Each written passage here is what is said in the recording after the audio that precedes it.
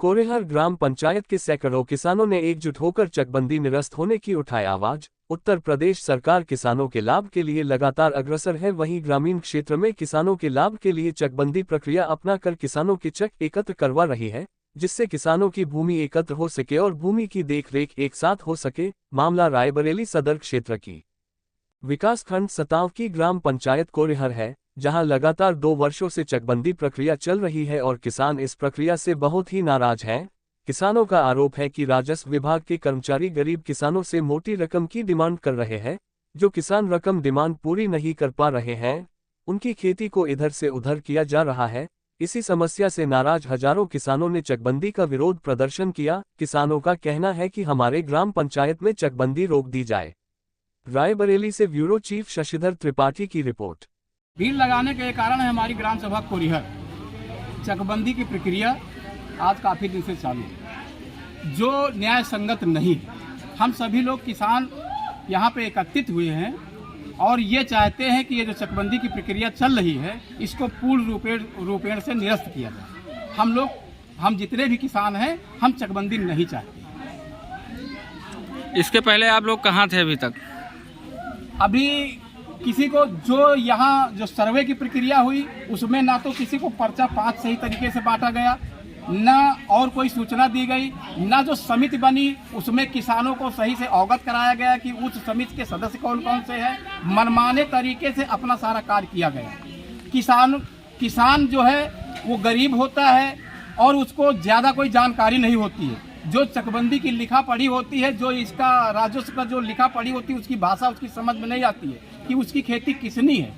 अब ये मनमाने तरीके से जिसकी खेती जितनी है उसको काट पीट के और रास्ता निकाल के किसी के खेत में पूरे उससे बीच चक से रास्ता निकाल देते हैं। इसकी शिकायत आपने कहीं की है? इसकी शिकायत कुछ लोगों ने की है, लेकिन नाम बताओ। कमलेश कुमारी। कहाँ आई हैं आज? हम यहाँ आए हैं चकबंदी न हो। काहे ना हुए? न हुए, हम थे नहीं मौजूद, नाप के चले गए और हमारा खेत भी कम है। कैसे चकबंदी हो? क्या हम दूसरे से फौजदारी करें? मार करी लाठी खाई, गरीब मने हम किससे लाठी उठा सकते हैं? जो बड़े बड़े हैं उनको तो सुनवाई है, मेरी लोगों की कोई सुनवाई है? गरीब लोग किसी से कहूँगी कोई मारने के लिए खड़ा होगा, तो इसीलिए हमारा जहाँ है वहीं रहेगा। हमारा जितना है पर्चे पे उतना हमका चाहिए, ना हम किसी का लेंगे ना हम अपना किसी का देंगे। चकबंदी नहीं होनी चाहिए। भैया नाम क्या है? अरविंद कुमार पांडे।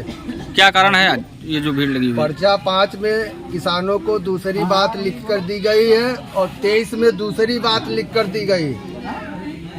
शिकायत आप लोगों ने कहाँ कहीं की है कि नहीं की? 500 किसानों के फाइल सीओ के यहाँ सबमिट है और सीओ साहब केवल पेशी पर पेशी दे रहे हैं। आप लोग क्या चाहते हैं?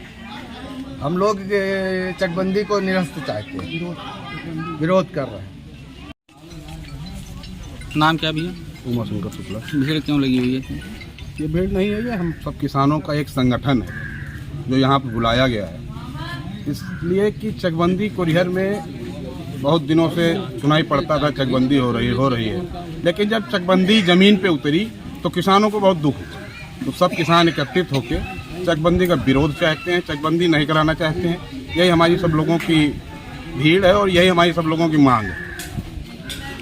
यदि ऐसा नहीं होता तो फिर आगे क्या करेंगे आप लोग? अगर ऐसा नहीं होता तो हम सभी किसान मिल करके जिलाधिकारी से मिलेंगे, मुख्यमंत्री तक जाएंगे। इसमें कोई दिक्कत नहीं है, इसलिए हम किसान हैं, किसानों का हक कोई मार नहीं सकता है। अच्छा हाँ, दूसरी बात, कुछ लोग चाहते हैं कि मैं पैसा देकर अपना काम करा लूंगा, ये उनकी गलत फहमी है। ये होगा नहीं, ये कोई नहीं हो पाएगा।